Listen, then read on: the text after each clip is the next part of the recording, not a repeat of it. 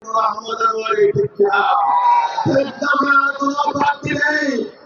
কি আপনাদের সন্তান হিসেবে, আপনাদের ছেলে হিসেবে আমি কি টেকনাফের এমপির সেই শূন্যস্থান জমি পূরণ করতে পারবো না? আমি আপনাদের সন্তান, আমি আপনাদের টেকনাফের এমপি যারা ছিলেন তাদের শূন্য জায়গাটা একজন গরিব পরিবারের সন্তান হয়ে আমি পূরণ করতে চাই। আপনারা যদি আমাকে 12 তারিখের নির্বাচনে দাঁড়িপাল্লার ভোট দিয়ে নির্বাচিত করেন, আপনারা এমপি হিসাবে নয়, আপনারা আপনাদের সন্তান হিসেবে না, ব্যবসার পাপ নেব না, বরঞ্চ টেকনাফ উপজেলার সকল বৈধ ব্যবসার দরজা খুলে দেব, সিন্ডিকেট ভেঙে দেব, সবাই যাতে বৈধ ব্যবসা করে ইনকাম করতে পারেন সেই ব্যবস্থা বিশাল সম্ভাবনা ইনশাআল্লাহ আগামী দিনে টেকনাফে একটি মহিলা কলেজ হবে ইনশাআল্লাহ।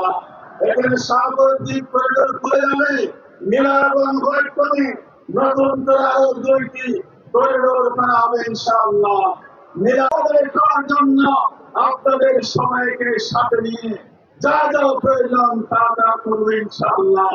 প্রিয় টেকনাফবাসী, যেখানে যাচ্ছিলাম সেখানে জনগণের ভালোবাসায় আপ্লুত হচ্ছি। আজকে আপনারা যখন এখানে এসেছেন আমাদের ডাকে সাড়া দিয়ে তার এই সাদা মুরব্বীরা যখন কপালে চুমা দেয়, ঠেলাগাড়িওয়ালা রিক্সাওয়ালা ওই শ্রমিক মজুর যখন তাদের ঠেলাগাড়ি ফেলে দৌড়ে যখন কথা দিচ্ছি, যদি আমরা দেশ শাসন করার সুযোগ পাই শুধুমাত্র রাজনৈতিক কারণে কাউকে হয়রানি করা হবে না। আর যাদের বিরুদ্ধে মামলা হয়েছে তদন্ত সাপেক্ষে নিরীহ মানুষদেরকে সেখান থেকে বাতিলের ব্যবস্থা করা হবে। আরেকটা কথা দিচ্ছি, এই উকিয়া টেকনাফে হাজার হাজার মানুষ বন বিভাগের পতিত জমিতে বসত বাড়ি নির্মাণ করে বসবাস করতেছে, ঠিক কিনা? সে বন বিভাগের জায়গাকে ডিফরেস্ট করে ঘাসে রূপান্তরিত করে আমার দেশের সেই মানুষের জন্য সেই জমি বন্দোবস্ত করে দেওয়া হবে। প্রিয় ভাইরা, আমি আবারও বলতে চাই আমি টেকনাফের সন্তান,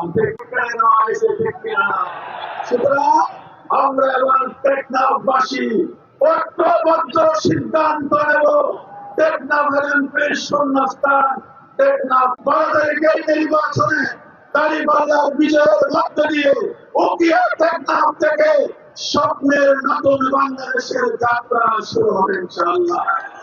আপনাদের কাছে দোয়া চাই, আবার আপনাদের সন্তান হিসেবে, টেকনাফের সন্তান হিসেবে আপনাদের দোয়া ইনশাআল্লাহ। আয় আল্লাহ, আয় আল্লাহ, উকিয়া টেকনাফের নেতৃবৃন্দ আল্লাহ ঐক্যবদ্ধ হয়েছে দাঁড়িপাল্লার পক্ষে। আয় আল্লাহ, উকিয়া টেকনাফের লক্ষ লক্ষ মানুষ ঐক্যবদ্ধ হয়েছে দাঁড়িপাল্লার পক্ষে।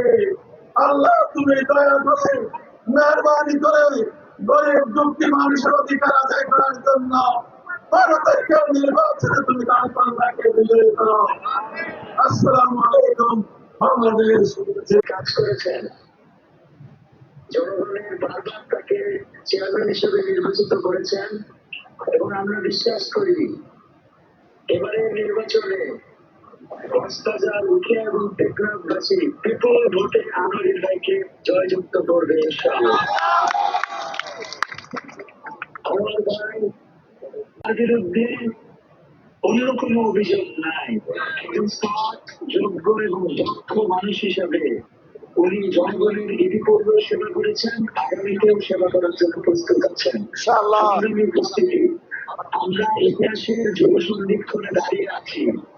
আগামী 12 তারিখে বাংলাদেশের ইতিহাসে নতুন এক সূর্যোদয় হবে ইনশাআল্লাহ। এই সূর্যোদয়ের মাধ্যমে বাংলাদেশের মানুষ তার মুক্তি নিশ্চিত করবে। এ লড়াইয়ে আমরা সবাই আছি।